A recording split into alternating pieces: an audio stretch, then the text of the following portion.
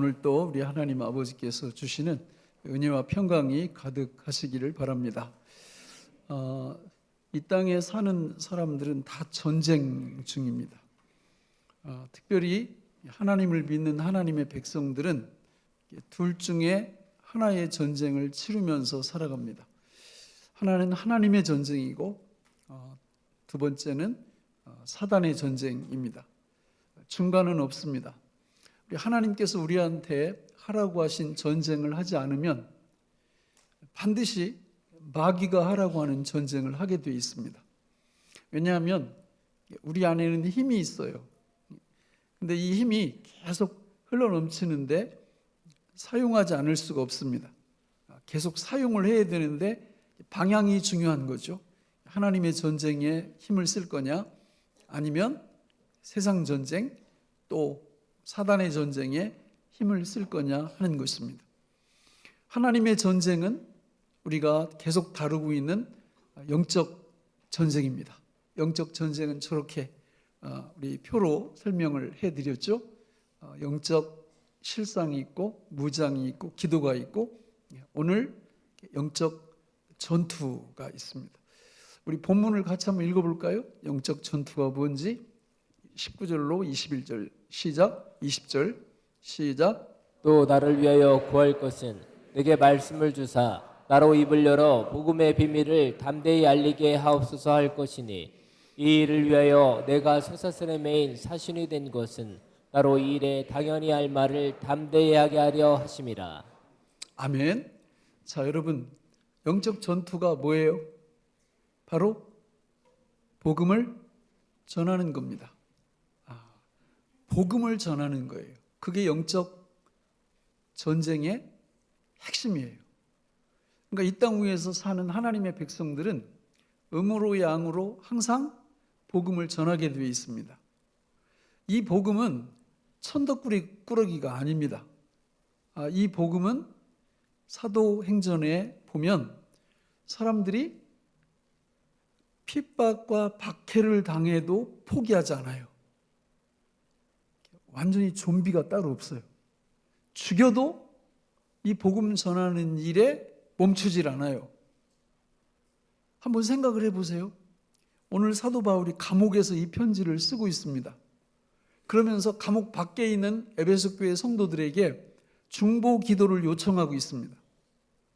저 같으면 첫 번째 기도 제목이 뭘까요? 여러분, 저를 위해서 이렇게 기도해 주세요 할 때 1번이 뭘까요? 지금 쇠사슬에 보통 감옥이 아니에요. 쇠사슬에 매여 있어요. 꼼짝 못합니다.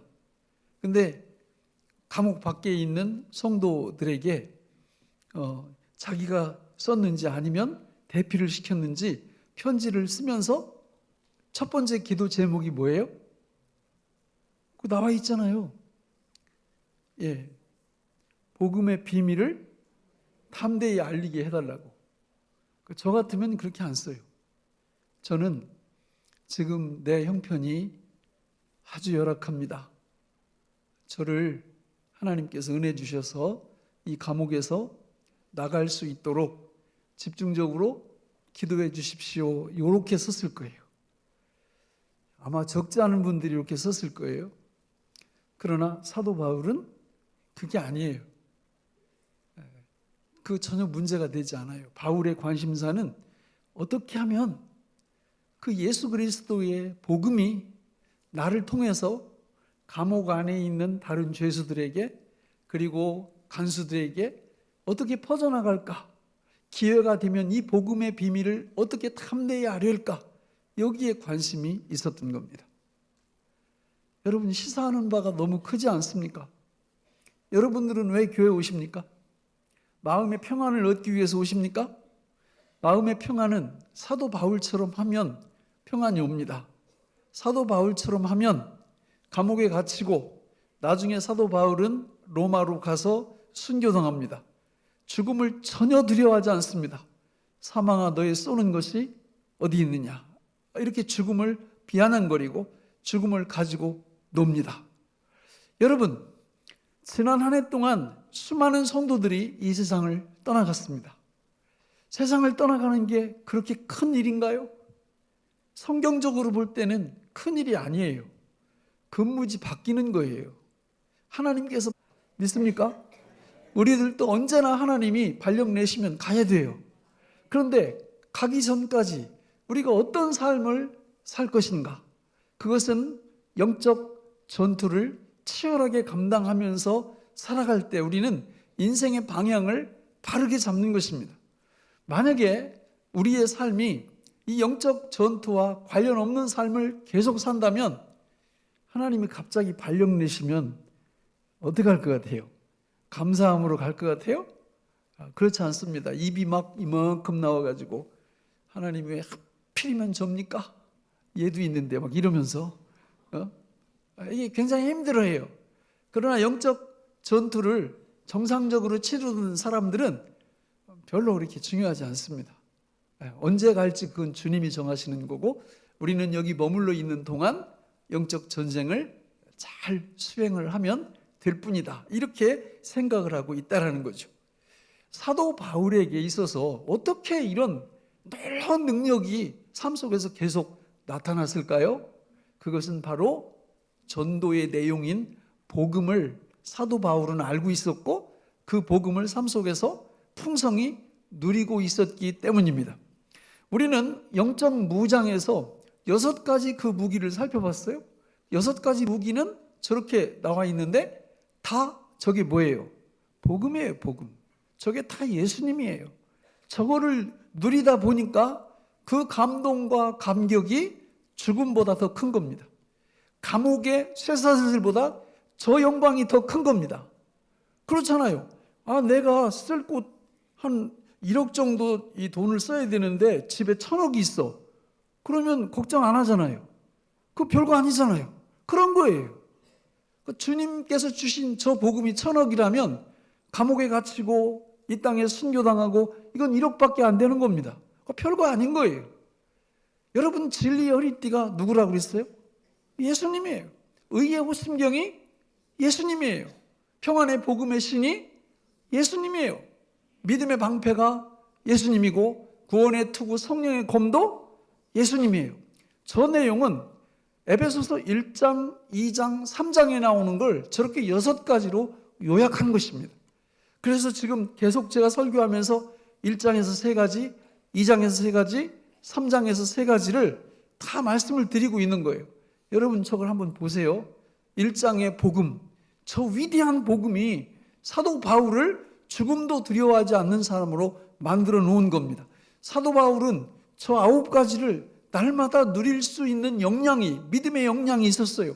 사도 바울은 저 9가지만 생각하면 질병도 두렵지 않았고 외로움도 두렵지 않았고 죽음도 두렵지 않았습니다. 저 9가지 한번 볼까요? 1장 첫 번째는 성부 하나님께서 사도 바울을 창세전에 선택하시고 예정하시고 하나님의 아들이 되게 하셨다. 그걸 묵상하니까 가슴이 뛰는 겁니다. 두 번째, 예수님께서 그의 피로 말미암아 속량 곧 죄사함, 칭의의 은총을 바울에게 주셨다는 것을 알고 누리니까 너무너무 행복한 거예요. 세 번째, 성령 하나님이 바로 성부 성자께서 구원을 계획하시고 실행하신 것을 심령에 인을 쳐주시고 보증을 서주시니까 사도 바울은 그 확신 속에서 저 진리를 누리고 있는 겁니다. 복음을 누리고 예수님을 누리고 있는 거예요. 그러니까 가슴이 뛰는 거죠. 여러분 신앙생활이란 찬송가 429장에 보면 내가 받은 복을 세워보라. 여러분 제가 자꾸 그러잖아요. 백지 하나 주고 하나님이 받은 복을 한번 써보라고. 그런데 받았는데 쓸 게 없는 분은 이분은 전도하고는 아무 관련도 없는 분이에요. 왜냐하면 거기다 쓸 수 있는 내용이 이게 다 뭐라고요? 복음이라고. 그게 복음이에요. 성경에서 하나님이 나한테 이런 복을 주셨다, 이런 복을 주셨다. 그러면 그거를 쓸 줄 아는 사람만이 누릴 줄 아는 사람이거든요. 그걸 쓸 줄 모르면 그게 복음인데 어떻게 전해요? 복음을 모르는데. 에베소서에 저 9가지나 나오고 갈라디아서에도 저만큼 나오고 빌립보서에도 저만큼 나오고 골로새서에도 저만큼 나오고 요한계시록에도 이거는 그리스도의 말씀이 우리 속에 풍성히 거하게 해야 한다는 하나님의 말씀의 의미가 그런 거예요. 그러니까 내가 받은 복을 세워보라 그러면 한도 끝도 없이 나와 이렇게 쭉. 왜 제가 이렇게 이런 책자를 만들어 가지고 이 말씀을 좀 제발 암송 좀 하세요 이렇게 통사정을 하는 거예요. 이유가 뭐예요? 여기 나와 있는 모든 게 이게 다 뭐예요? 복음이잖아. 복음. 이 복음을 묵상하라는 건 날마다 누리라는 거예요. 누리다 보니까 이게 보통이 아니네. 이거 시효가 영원한 거고 이걸 돈으로 따지면 환산할 수 없는 거고 너무 감격스러운 거예요. 이 잔에다가 이 물을 계속 부으면 어떻게 돼요? 흘러넘치죠. 그죠? 마찬가지예요. 하나님의 백성 성도들에게 성경에서 말씀하신 복음을 계속 집어넣잖아요. 그럼 이게 어느 정도 차면 어떻게 돼요? 넘쳐. 이게 전도예요. 전도가 다른 게 전도가 아니에요. 예수로 차고 넘치는 이게 전도예요. 일본 시대 때 우리 식민지 시대 때 최권능 목사님이라는 분이 계셨어요. 본명은 최봉석 목사님이신데 이분이 복음 전하다가 체포당해가지고 끌려가서 이게 고문을 당하는데 매를 때리면 예수천당, 뭐라고 말만 해도 예수천당. 이러니까 그 취조하던 그 경찰이 열받아가지고 그 입 좀 닫으라고 조용히 하라고 이러니까 이분이 뭐라고 했느냐면 나는 머리끝부터 발끝까지 예수로 가득 차 있어서 누가 나를 조금만 건드리면 예수가 나온다고, 천국이 나온다고 이렇게 말을 했다라는 겁니다. 우리 기도 제목이 되어야 될 줄로 믿습니다. 우리 머릿속에, 우리 몸속에 도대체 무엇로 채우고 사시는 거예요? 여러분, 성도는요 예수로 채우고 사셔야 될 줄로 믿습니다. 이거는 이미 채워졌어요. 우리가 구원받았다면, 구원받지 않았다면 이분은 아니에요. 예수 믿고 성령으로 거듭난 하나님의 백성이라면 우리 하나님 아버지께서 모든 성도를 번쩍 들어서 은혜의 바다인 예수님 바다, 하나님 바다에 푹 집어넣어 주신 줄로 믿습니다. 그걸 믿음의 눈으로 바라보실 줄 아셔야 돼요. 우리는 이미 복음으로 예수님으로 가득 충만하게 채워진 사람인 줄로 믿습니다. 그럼 이제 그게 흘러 넘치는 거예요. 이렇게. 그게 복음 전도라 그 말이죠. 우리가 이 땅 위에서 살아갈 때 이 복음을 통하여 우리는 수지 맞은 사람들이에요. 이 복음의 영광을 삶 속에서 계속 누리다 보면 전도는요 하지 말라고도 해요. 자동으로 해요. 자동으로. 가서 이렇게 얘기하다 보면 나도 모르게 전도하고 있어요. 우리 애들이 서울대학 1등으로 들어갔다 그러면 그분들은 대부분 이렇게 얘기하다 보면 결국 어디로 가요? 서울대학 1등으로 가. 자기는 의도하지 않았는데 그냥 자동으로 그게 돼. 너무 좋으니까. 그렇지 않겠어요? 여러분 복음이 저기 보세요. 여러분 2장도 보시라고. 2장 5절 6절에 보니까 예수님과 함께 우리는 죽고 살고 승천했고 이미 하나님 보좌 우편에 앉히셨다고 성경이 그렇게 나와요. 믿음은 알고 여기는 거잖아요. 믿음은 내 감정 따라가는 게 아니잖아요. 저 팩트, 저 진실, 저 사실을 붙잡고 믿는 거예요. 아니 우리가 이 땅을 밟고 사는 사람들인데 하나님이 우리를 보실 때, 구원받은 성도를 보실 때는 우리를 이미 하늘 보좌 하나님 우편에 앉으셨다고 얘기를 하니 저 말씀을 묵상을 하다 보면 이게 가슴이 이 피로 끓겠어요? 안 끓겠어요?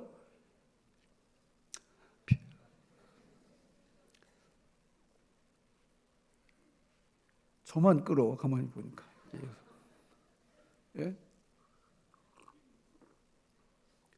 우리 신분이 그렇게 높아졌단 말이에요. 그런 신분이. 예? 두 번째도 보면 하나님께서 우리를 정말 일도 기여한 게 없는데 구원시켜 주셨대요. 그러니까 저거는 하나님 바라보고 예수님만 쫙 생각하면요 구원의 즐거움과 기쁨이 우리 안에서 막 솟아올라요. 그러니까 이거를 다 이렇게 보고 있으면 이런 감사가 어디 있어요? 이런 영광이 어디 있어요? 구원은 너무 영광스러운 거거든요. 예? 그렇죠, 여러분? 구원 다 묵상, 지금 저게 다 구원의 내용이거든요. 다 모두 다 구원의 내용. 세 번째는 하나님의 권속이 되고 하나님의 집으로 지어져 가고 있고, 3장에 보면 하나님 상속자가 함께 우리가 되어 있고 복음의 일꾼 되어 있고, 그리고 예수님의 공로로 하나님 아버지 앞에 나갈 때 담대함과 확신을 갖고 나갈 수 있는 자격을 우리한테 주셨다라는 거예요. 교회에서 왕따 당하면 왜 기분이 나빠요? 어디서 왕따 당하면 왜 기분이 나빠요? 뭐가 없다는 거예요? 회원권이 없다는 거잖아요. 이렇게 우리끼리 쟤는 빼고 이렇게 끼리끼리 요거잖아요. 요거, 그죠? 이런 일이 심판대 앞에서 벌어지면 여러분, 이거는 있을 수 없는 일이 되는 거예요. 하나님의 울타리 안으로 들어가야죠. 그런데 예수 믿고 거듭난 하나님의 백성들은 바로 그런 우리 하나님 앞에 나갈 수 있는 담대함과 확신을 주셨다. 그러니까 사도 바울은 저 9가지를 날마다 묵상하는 겁니다. 쭉 묵상을 하다 보니까 죽음보다 강하고 환난보다 강하고 질병보다 강하고 너무 강한 사람이 돼버리는 거예요. 저는 우리 모두가 이런 축복을 받으시기를 간절히 바랍니다. 여러분, 영적 전투, 복음 전도는 하나님이 우리를 굉장히 귀찮게 하시고 힘들게 하시고, 이게 아니고 거꾸로예요. 거꾸로. 저거 보세요, 여러분. 처음에 그 도표를 보시면 영적 전쟁, 영적 실상을 왜 알아야 되는데요? 이유가 뭐예요? 영적 전투하기 위해서. 영적 무장을 왜 해야 되는데요? 영적 전투하기 위해서. 영적 기도는 왜 해야 되는데요? 영적 전투하기 위해서 하는 겁니다. 여러분, 앞에 있는 세 가지를 잘하면 네 번째를 잘할 수 있어요. 그런데 역설적으로 네 번째만 잘하면 앞에 있는 세 가지는 자동으로 잘할 수 있어요. 이 땅 위에서 여러분, 복음 전도에 열심 내는 사람을 잘 보세요. 그게 누가 됐든지 간에 하나님이 영적 육적으로 얼마나 복을 부어주시는지, 여러분, 그 간증거리가 너무너무 많아요. 그런데 세상에서 다른 건 다 잘해요. 그런데 영적 전투, 복음 전도, 이거하고는 담쌓고 살아. 이렇게 되면 장사할 때 제일 열받는 게 뭐라고 그랬어요? 앞으로 남고 뒤로 미치는 거예요. 그러니까 인생 그렇게 사는 겁니다. 자기 딴에는 뭐 그냥 요란하게 뭐 탑도 쌓는 것 같고, 나중에 주님 앞에 딱 섰을 때 아무것도 안 남아요. 그러나 영적 전투, 복음 전도를 해보세요. 하나님께서 영혼도 잘 되고 범사도 잘 되고 강건케 되어지는 축복을 베풀어 주실 줄 믿습니다. 그러면 저 영적 전투를 어떻게 잘 할 수 있냐? 자, 우리 19절 다시 한번 읽어볼까요? 19절 시작. 또 나를 위하여 구할 것은 내게 말씀을 주사 나로 입을 열어 복음의 비밀을 담대히 알리게 하옵소서 할 것이니. 나를 위하여 뭐 할 것은? 기도할 것은. 18절부터 기도가 쭉 이어지잖아요. 사도 바울은요, 그 복음 전도의 능력이 어디서 오는가를 알았어요. 이거는 복음을 내가 알아야 되지만 그 복음 위에 무슨 소스가 부어져야 돼요? 기도의 소스가 부어져야 되는 거예요.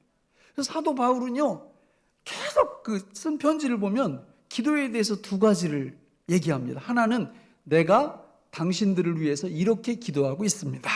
둘째는 그러니 당신들도 나를 위해서 이렇게 기도해 주십시오. 이렇게 기도한단 말이에요.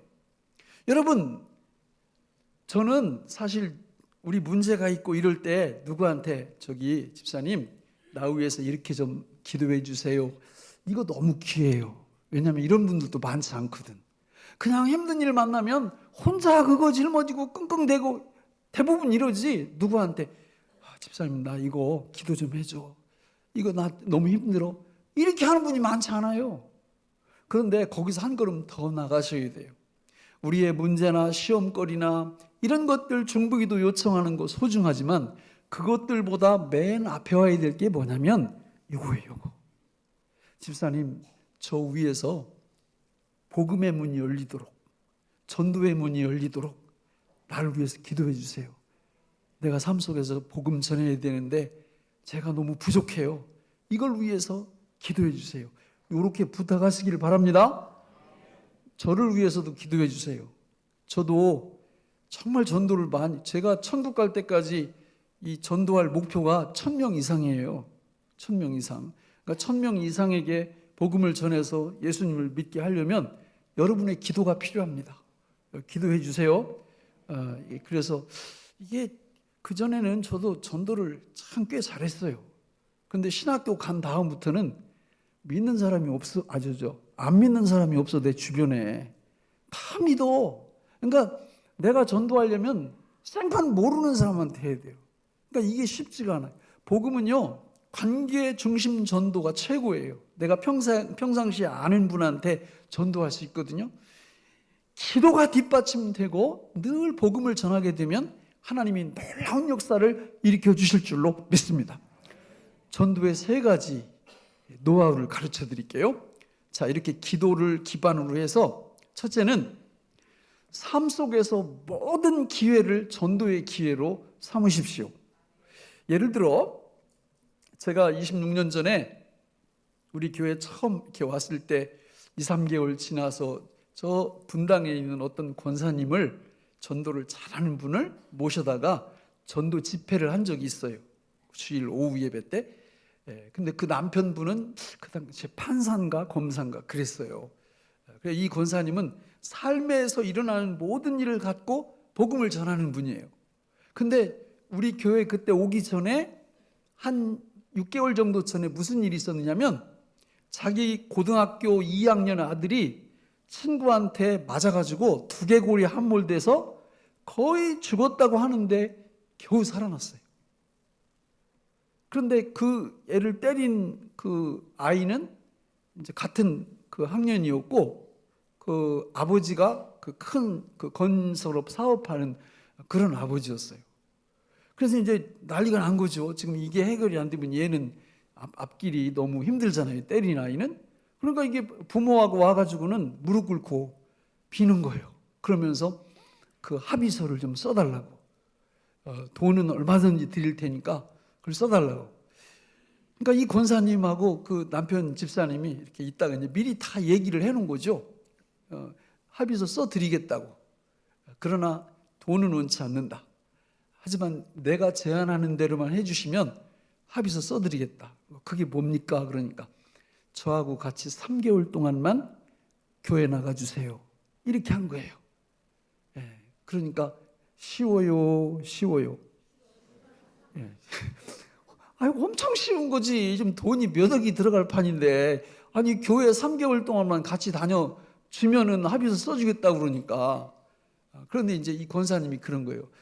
감사합니다. 그런데 제가 교회를 조금 자주 가요. 새벽에도 가고 수요일 날도 가고 금요일 날도 가요. 그렇게 해주시겠습니까? 그러니까 아니 지금 그게 문제예요. 지금 아이 미래가 달려 있는데 그러니까 가겠다고. 그래가지고 이 권사님이 새벽에는 제가 모시러 가겠다고 집으로. 그래가지고 이 권사님이 이분들을 다 태우고 그날부터 이렇게 다니기 시작한 거예요. 교회를. 2달이 되기 전에 하나님께서 이분들의 마음을 만지셨고 예수 믿는 기적의 역사가 일어난 줄로 믿습니다. 이 권사님은 삶 속에서 자기 아들 피값으로 구원해낸 거예요. 이 사람들. 저는 그때 그 간증을 이렇게 들으면서 엄청 창피하더라고.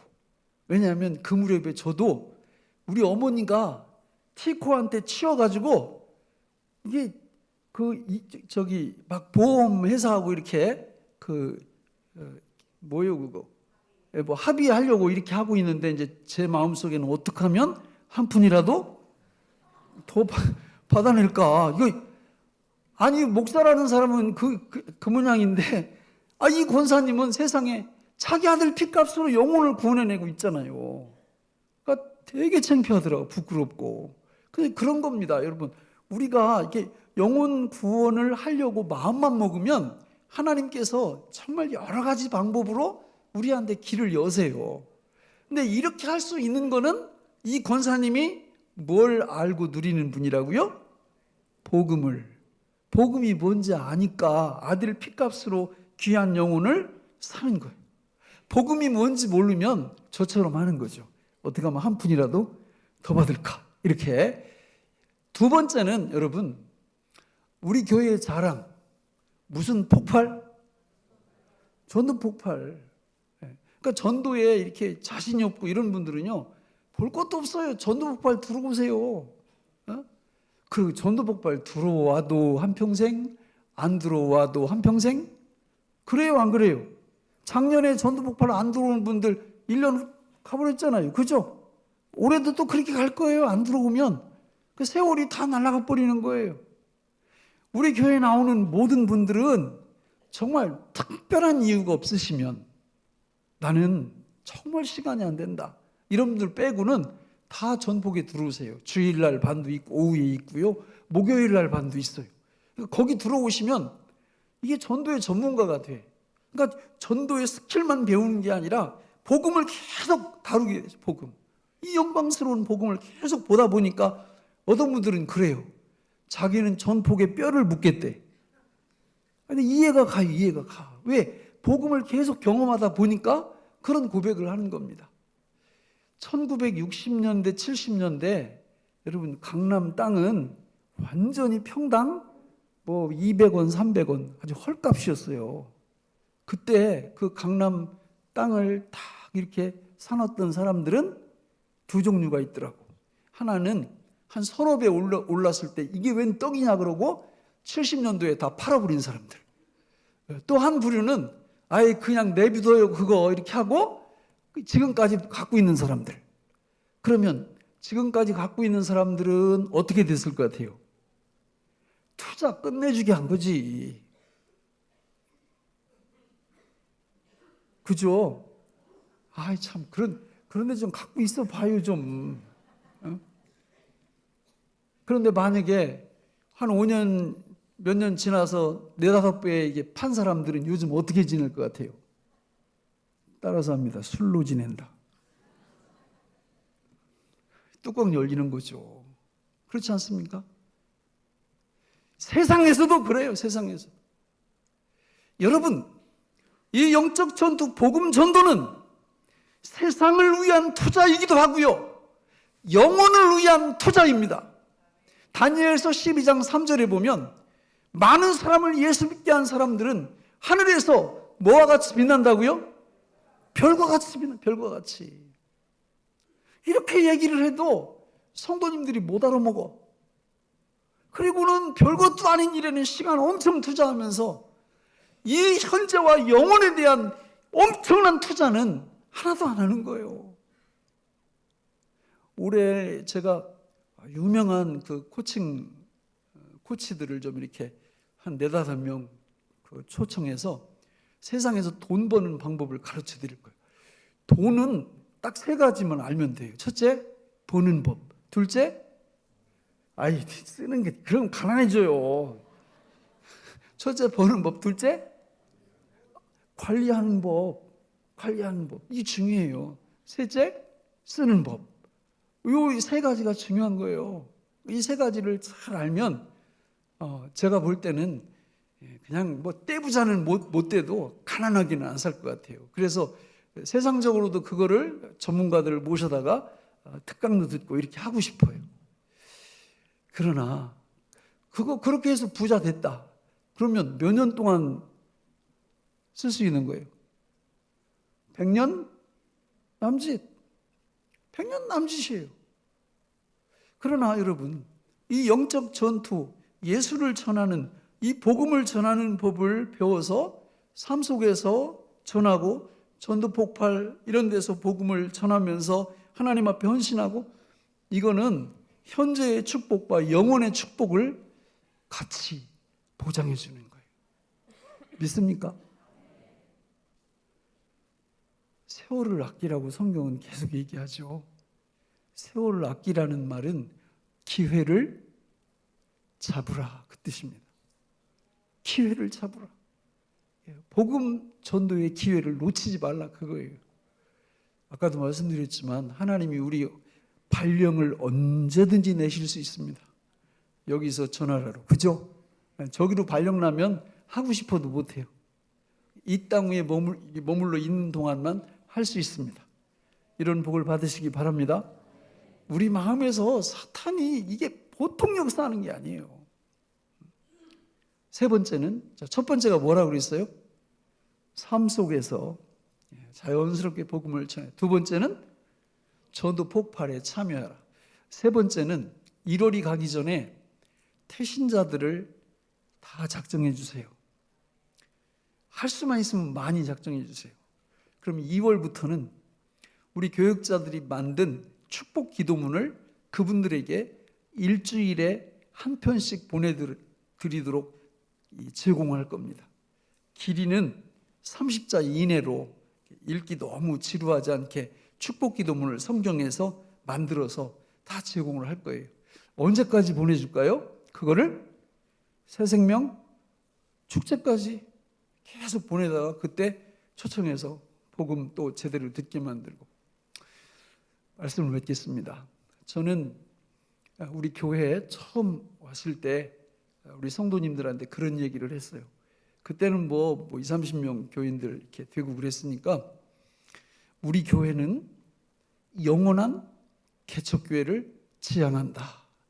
교회의 본질은 복음을 전하는 것이고 성도의 본질은 복음을 전하는 것이다. 이런 말씀을 드렸고 그 기조를 지금까지 유지하고 있습니다. 여러분, 전도서에 보면 해 아래는 뭐가 없다고요? 새 것이 없다고요. 새 것이 없어요. 그럼 어디는 새 것이 있다는 거예요? 해 위에는 새 것이 있다는 거죠. 고린도서 5장 17절에 보면 그런즉 누구든지 그리스도 안에 있으면 새로운 피조물이라. 새로운 피조물은 새로운 삶을 살아야 됩니다. 새로운 삶은 해 아래의 삶이 아니라 해 위의 삶을 추구하는 겁니다. 해 위의 삶은 바로 천하보다 귀한 영혼들을 하나님이 건져내시라고 한 이 복음 전도를 하면서 살아가는 것이 새로운 피조물의 삶인 줄로 믿습니다. 인생의 성공과 실패는 여러분 가봐야 알아요. 하나님 앞에 딱 가보면 압니다. 그런데 미리 알 수 있는 방법이 성경에 나와 있거든요. 그것은 영적 위대한 전사로서 영적 전쟁을, 영적 전투를 잘 수행하는 이런 인생이야말로 분명한 인생의 성공자가 되게 하실 줄로 믿습니다. 기도하겠습니다. 하나님 아버지, 오늘 우리에게 주신 이 말씀이 생명의 양식이 되게 하여 주옵소서. 예수님 이름으로 간절히 기도하옵나이다. 아멘.